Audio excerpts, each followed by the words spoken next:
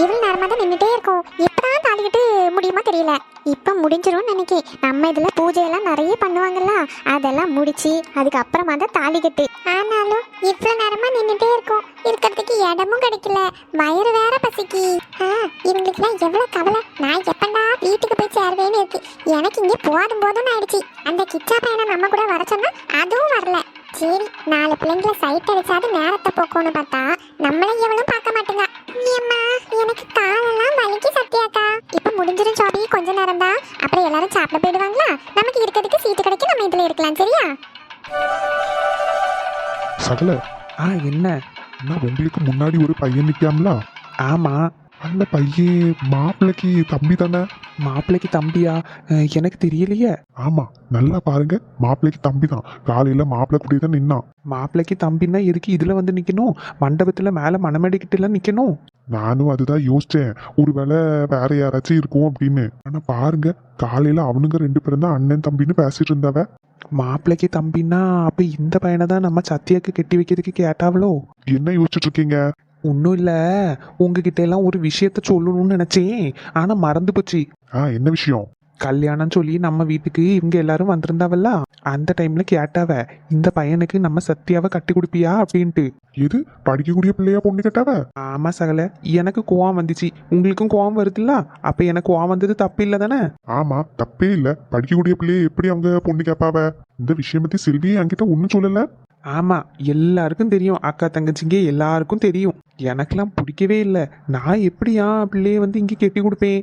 நீங்களா இருந்தா கெட்டி கொடுப்பீங்களா சகல? சொல்லுங்க. படிச்சுட்டுலாம் இருக்கா அந்த பிள்ளை, இப்பதான் 2nd இயர் படிக்கா. இன்னும் 1 வருஷம் படிப்பு இருக்கு, வேலைக்கு போகணும். நம்ம பிள்ளைங்களை எதுக்கு இவ்வளோ கஷ்டப்பட்டு படிக்க வைக்கும்? அவங்க இதுல நிக்கணும் அப்படின்னு தானே? ஆமா, கேட்டாலே எனக்கே கோவம் வருது. இந்த விஷயம் செல்வி என்கிட்ட வந்து பேசியிருந்தா அப்படியே திட்டி விட்டுருப்பேன் நானு. இப்படிதான் எனக்கும் கோவம் வந்துச்சு. ஆனா இவ இருக்காளே என் வீட்டுக்காரி, எங்க நல்ல பையன், நல்லா படிச்சிருக்கான் அப்படி இப்படின்னு என்னை பேசி பேசி நல்லா பிரெயின் வாஷ் பண்ண ட்ரை பண்ணான். அவங்க அம்மாக்காரி தான் நல்லா ஏற்றி ஏற்றி விடுகா, எட்டி பிள்ளையை கட்டி கொடுத்துரு, இப்போ உனக்கு நல்ல இடம் வந்திருக்கு, நல்ல சம்மந்தம், கெட்டி கொடுத்துரு அப்படின்னு. இந்த கிழவிங்களே இப்படிதான் போல இருக்கு. ஆமா, அவங்க அம்மா மேல எனக்கு ஒரு மரியாதை இருந்துச்சு. நான் இப்படி பேசினது எனக்கு ரொம்ப கோவம் வந்துச்சு பத்துக்க. சரி, கல்யாணத்துக்கு நம்ம வீடு தேடி வந்து கூப்பிட்டாவளே அப்படின்னு தான் வந்தேன். எனக்கெல்லாம் சுத்தமாக விருப்பம் இல்லை என் பிள்ளையை கட்டி கொடுக்கறதுக்கு. இன்னொருக்கா இதை பற்றி பேசுனா மூஞ்சில் அடித்தாலே சொல்லிடணும் அப்படின்னு தான் நினச்சிருக்கேன். அதுக்கப்புறம் எதுவும் கேட்டாவளா? இல்லை, அதுக்கப்புறம் அதை பற்றி எதுவும் கேட்கல, நாங்களும் அப்படியே மறந்துட்டோம். ஆனால் பையன்லாம் நல்ல குணமான பையனாக தான் இருக்கான். இவங்களும் எல்லாரும் பரவாயில்ல இந்த வீட்டில். ஆனால் நம்ம பிள்ளை படிச்சுக்கலாம் இருக்கு, எப்படி கட்டி கொடுக்க முடியும்? அதுலேயும் நான் பிள்ளையை கட்டி கொடுக்க அளவுக்கு எல்லாம் சேர்த்தா வச்சுருக்கேன். அதுக்கெல்லாம் இன்னும் எவ்வளோ வருஷம் ஆகும்? ஒரு 3-4 வருஷமாவது ஆகாது. என் பிள்ளைக்கெல்லாம் ஒரு செயினாவது நான் வாங்கி வச்சுருந்தா சரிங்களாம். இல்ல, நீங்க என்ன ஆனாலும் இதுக்கு சம்மதிக்காதீங்க. பிள்ளை நல்லா படிச்சு ஒரு வேலைக்கெல்லாம் போகட்டும், அதுக்கப்புறம் நம்ம கல்யாணம் எல்லாம் பாத்துக்கிடலாம். ஏன் இதுக்கப்புறம் இதை விட நல்ல மாப்பிள்ளை கிடைக்காதா என்ன? அங்க போல பிள்ளையை பத்தி வச்சுட்டு நல்லா படிக்க வச்சு வேலைக்கெல்லாம் அனுப்பாம மாப்பிள்ளை வந்து நோடி கெட்டி கொடுக்கணுமா என்ன? அப்படி எல்லாம் ஒன்றும் சட்டம் கிடையாது. ஆமா, ராணி இன்னும் அதை பத்தி பேசுனா நான் நல்லா கோவப்படுவேன். என்கிட்ட சொல்லுங்க, நான் பாத்துக்கிறேன்.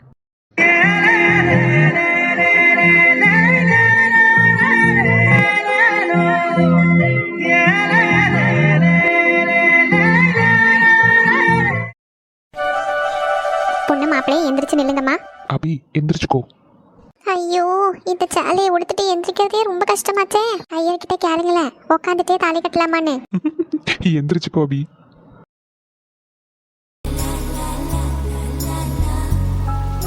அபி, உன்கிட்ட ஒரு விஷயம் சொல்லலாமா? என்ன விஷயம் சொல்லுங்க. ஒன்றும் இல்லை, சின்ன வயசுலேருந்தே எனக்கு ஒன்று தெரியும், உனக்கு என்ன நல்லா தெரியும். இப்போ வரைக்கும் உன்கிட்ட நான் சொன்னதே இல்லை. அட, சுத்தி வளைக்காம டைரக்டா சொல்லுங்க என்ன விஷயம்னு. ஐ லவ் யூ அபி. இது சொல்லதுக்கா இவ்வளவு கஷ்டப்பட்டீங்க? ஆமா, கொஞ்சம் வெக்கமா இருந்துச்சு, ஏன்னா இப்போ வரைக்கும் சொன்னதே இல்லையா. தாலி கட்டுற நேரத்துல தான் உங்களுக்கு சொல்லணும்னு தோணிச்சோ? அபி, உனக்கு இப்போ கூட சொல்லணும்னு தோணவே இல்லை பாரு. அதுவா தோணும், அப்ப சொல்லுவேன். தம்பி, அம்மா கையில தாலி வாங்கிட்டு தாலி கட்டிருங்க. கெட்டி மேளம் கெட்டி மேளம் கெட்டி மேளம்.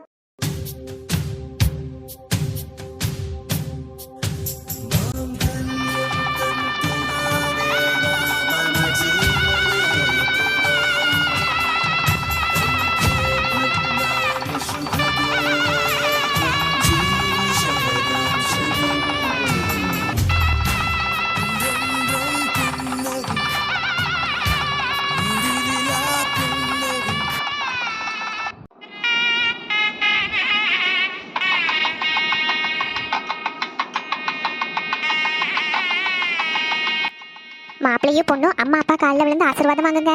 ஐயோ, இன்னும் அடுத்த ஆசீர்வாத செக்ஷனா? குனிஞ்சு குனிஞ்சு நிமிரணுமே.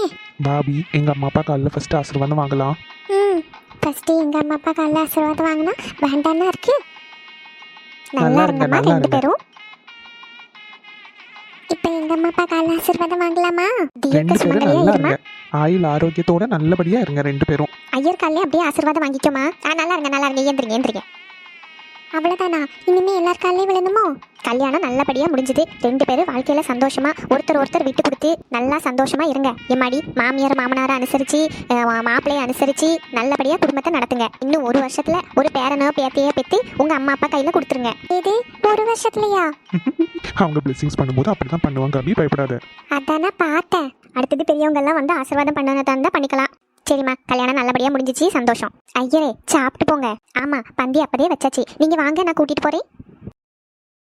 சரிம்மா, சந்தோஷம். இங்க இருக்கிற எல்லாத்தையும் நான் பேக் பண்ணிக்கிட்டேன், அதுக்கப்புறமா சாப்பிடுக்கேன். ஐயரே தாலி கட்டி முடிஞ்சாச்சு, நீ எல்லாரும் ஆசீர்வாதம் பண்ணுவாங்க. இதுக்கப்புறம் ஃபர்ஸ்ட் மாப்பிள்ளை வீட்டுல பால் பழம் சாப்பிட போகணும், அடுத்தது பொண்ணு வீட்டுல போகணும். அப்புறமா ஃபங்க்ஷன்ல நீங்க என்னென்ன பிளான் பண்ணிருக்கீங்களோ அதெல்லாம் பண்ணிக்கிடலாம். இனிமே நல்ல நேரம் எப்போ ஆரம்பிக்குது? இப்போ மணி 10 ஆயிடுச்சா? 12 மணிக்கு மேல ராகு காலம் ஆரம்பிக்குது. அதுக்கு முன்னாடி வேணா பால் பழம் சாப்பிட போயிட்டு வந்துருங்க. ஐயா ஆமா, 12 மணிக்கு மேல ராகு காலம் ஆரம்பிக்குதுல, பிள்ளைங்க பசியோட இருப்பாங்க. வேணா பால் பழம் சாப்பிட்றதுக்கு உடனே கிளம்புறதா இருந்தாலும் கிளம்பலாம். சரி ஐயரே. சரி, அப்ப என் டியூட்டி முடிஞ்சிச்சு, நான் கிளம்புறேன். சரி. எங்க இவருக்கு கொடுக்க வேண்டிய பேமெண்ட் ஃபுல்லாத்தையும் கொடுத்துருங்க. அப்புறமா கூட ஒரு 2000 ரூபாய் கொடுத்துருங்க.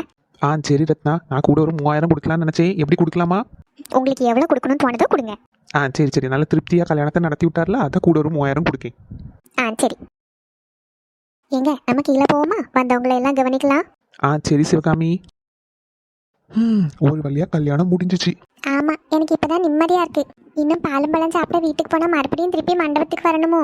பின்ன வீட்லயேவா இருப்பாங்க? ரொம்ப புழுக்கமா இருக்குல்ல. இன்னைக்கு ஒரு நாள் அப்படிதான் இருக்கும். அவ்வளவுதான், முடிஞ்சிச்சு கல்யாணம்.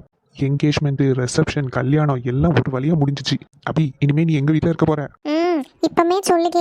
நான் டெய்லி ஒரு நேரமாச்சு எங்க வீட்டுக்கு போயிட்டு தான் வருவேன் சொல்லிட்டேன்.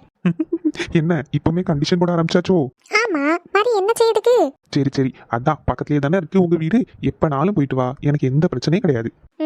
போகாதேன்னு மட்டும் சொல்லுங்க. நான் அதெல்லாம் எதுவும் சொல்ல மாட்டேன். திடீர்னு உங்க வீட்டுல இருந்து இன்னொரு வீட்டுக்கு வர்றது கொஞ்சம் கஷ்டமா தான் இருக்கும். அதெல்லாம் நான் புரிஞ்சுக்கிடுவேன். நான் ஒன்றும் பழைய காலத்து ஆட்கள் மாதிரி கிடையாது, புரியுதா? அப்படி இருந்தா உங்களுக்கு நல்லது. நல்லா மிரட்டுற. தம்பி, இனிமே எல்லாரும் வருவாங்க ஆசீர்வாதம் பண்ணதுக்கு. சரிம்மா. அபி, எல்லார் காலையும் குனிஞ்சு நிமிந்து ஆசீர்வாதம் வாங்கணும்னு கிடையாது.